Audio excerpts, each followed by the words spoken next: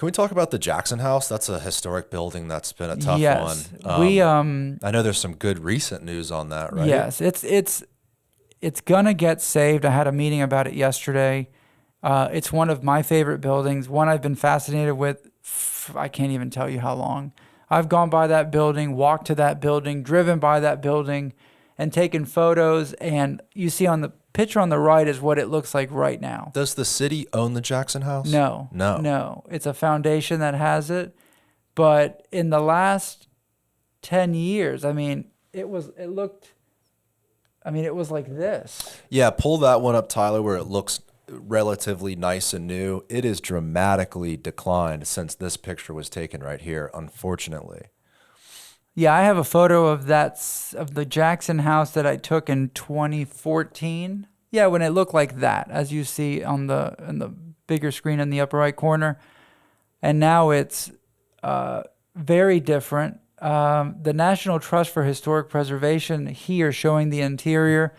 The interior is very different. The colors are the same, but there's like beams and trusses inside to keep it standing. And I've been in the house since COVID, and I took photos, and it's spectacular in the way, the shades, the colors, it's very cool. And I can show you the photos one day.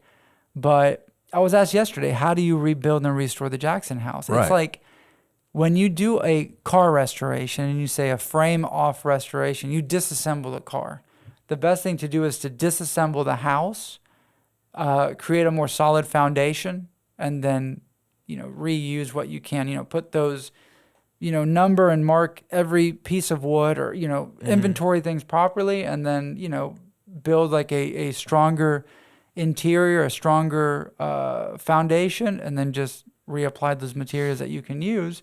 And then you have an original or mostly original house. Like with a car, you can restore a car with just a VIN plate. Right. You can say, I have this, for example, a Ferrari with racing history from the 1950s, crumpled up, one headlight, no engine. I mean, just like a crashed vehicle, sold for about $1.8 million, $2 million a couple months ago. And Ferrari has their classic restoration department. And what I read was it's going to take $2 million to restore the car. But they can do it because it has the VIN plate and they will restore the car, and it will be done by Ferrari using reproduction parts made by Ferrari. Basically, I mean, it'll be an original Ferrari car and certified. Yeah. And then it'll be worth between $10 and $15 million. Wow. But if you and I would look at it not knowing, we go, this is scrap. It's worth the scrap metal. Ferrari says no. So even though Ferrari and Jackson House are two different things, the point I'm making is Ferrari is saying, yeah, we can do it. Other people might say this is junk. Not everybody supports rebuilding the Jackson House. And I say, we can do it. And there's a process to do it. It's been digitally mapped by USF. There's millions of dollars raised to do it.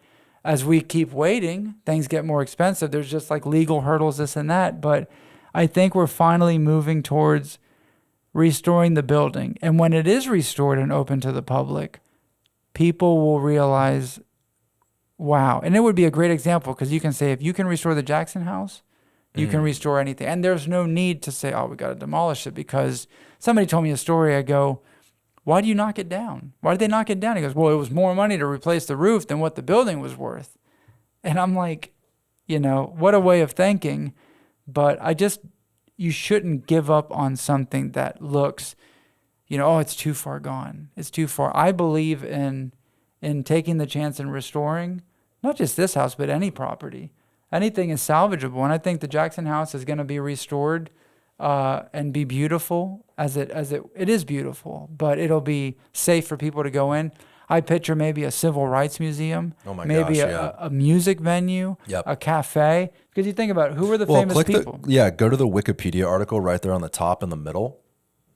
Yeah. I mean, the history, the people that have stayed in the Jackson House are unbelievable. Martin Luther King, who else? Musicians. And you had Ray Charles. Ray Charles lived in a house not too far away, which it's a street called Short Emery Street. The house is demolished.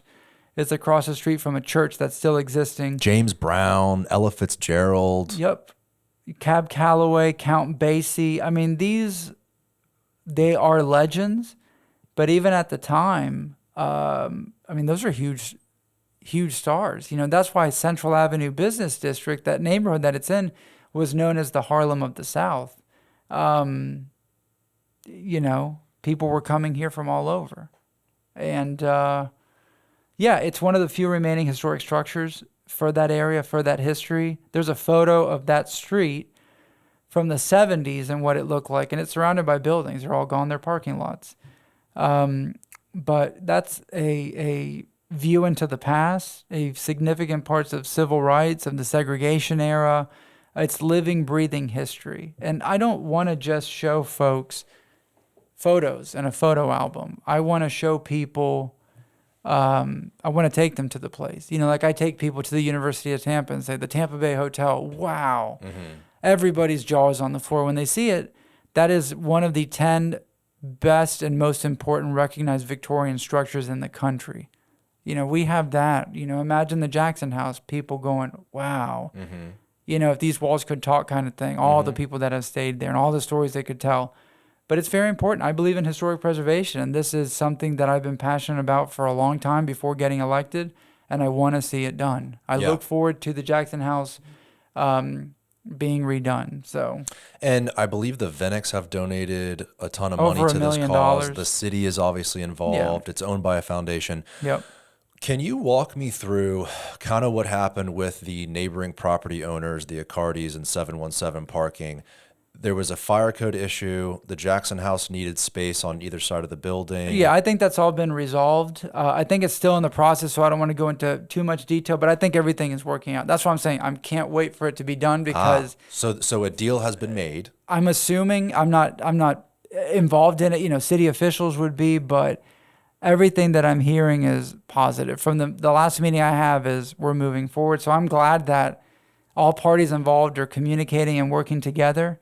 And again, I think we'll see it done in the next few years. It's going to be a lengthy process, but I will be very happy to see it completed and restored to its former glory. And do you believe the reason it's being restored? I mean, look at the state it's currently in. It's really a shame to even look at it. It's in complete disrepair. Yeah.